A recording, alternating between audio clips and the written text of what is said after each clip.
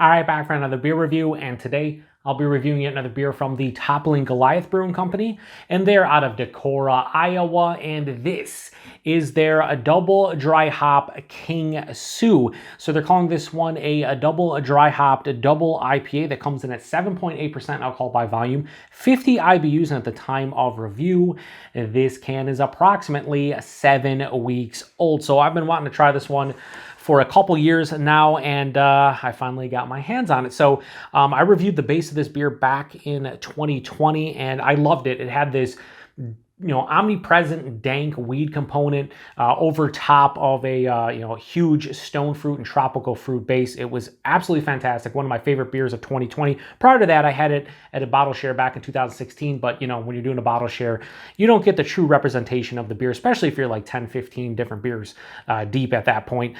So I've been wanting to try this one for a little bit. It showed up here a couple times in the Buffalo, New York area, and by the time I go to the store, either it's a bit out of date or it's not there anymore. And when I'm talking, like, it shows up and then I go there a month later, that type of thing.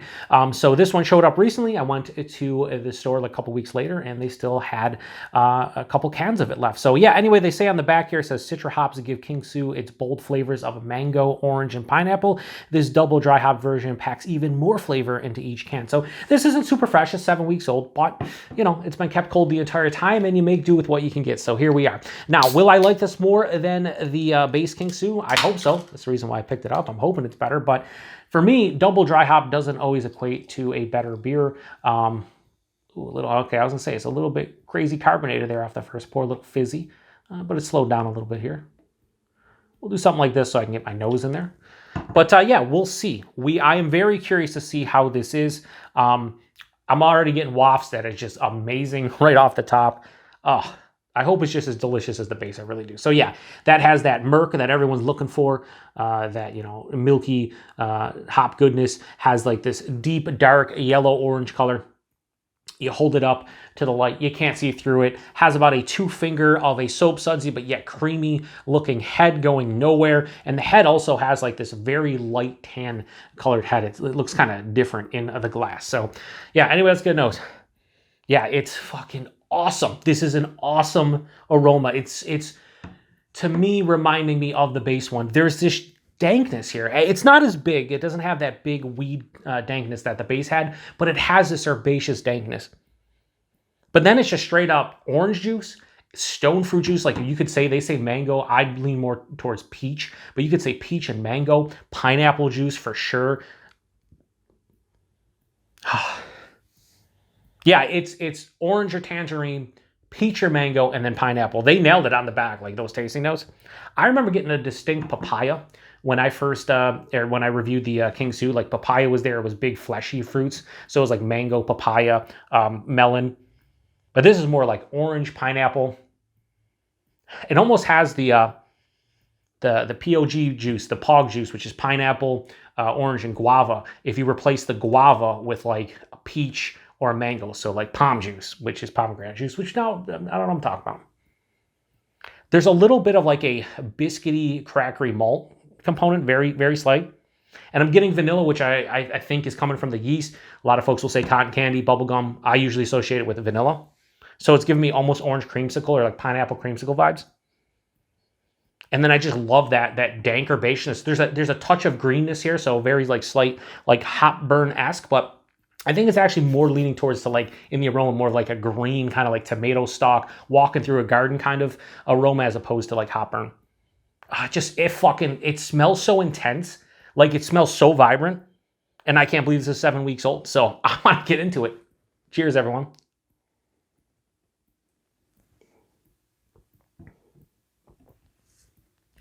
Bam.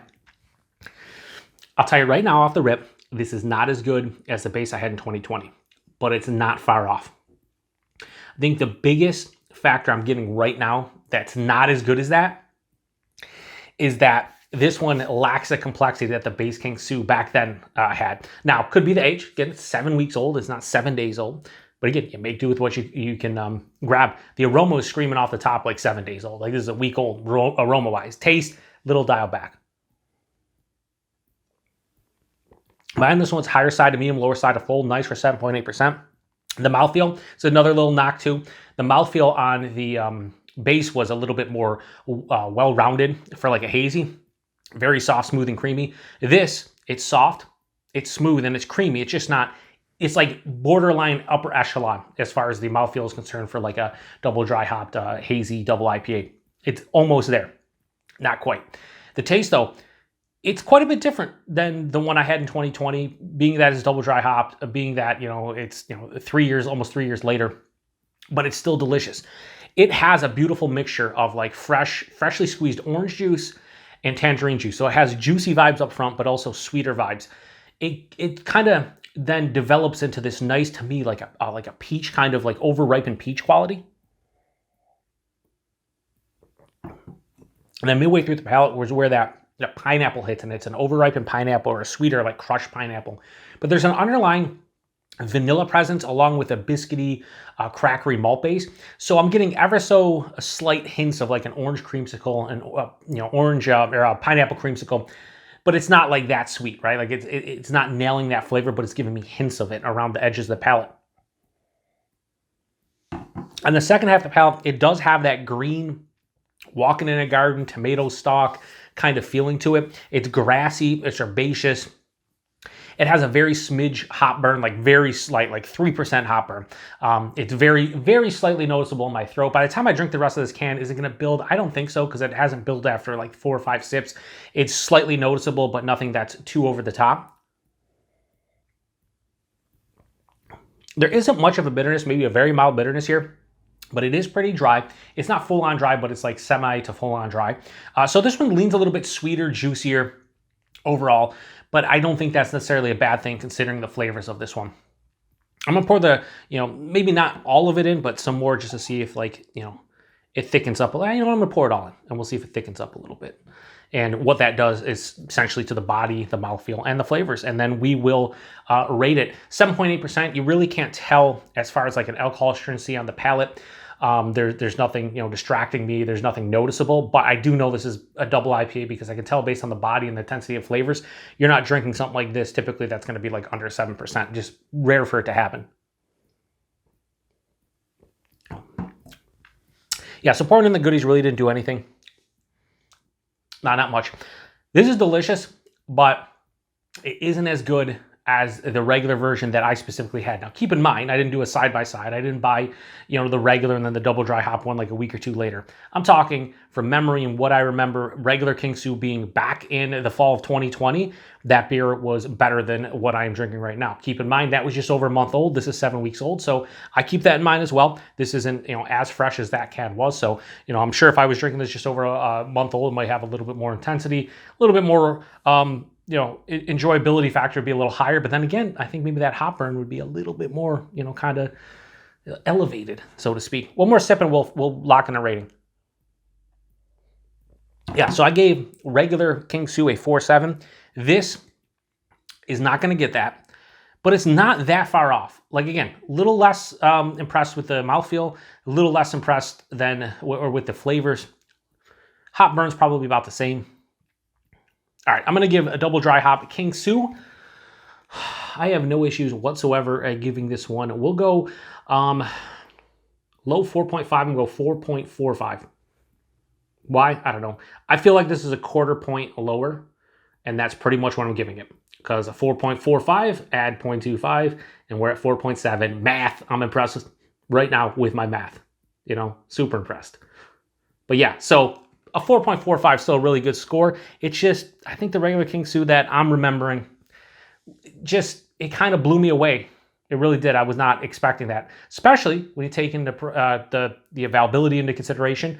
As far as availability of this goes, wherever you see Toppling Goliath, you probably will see this. To me, here in the Buffalo, New York area, Toppling Goliath stuff, for the most part, they're shelfie beers. Like, I can get Pseudo Sue and King Sue pretty much anytime they show up.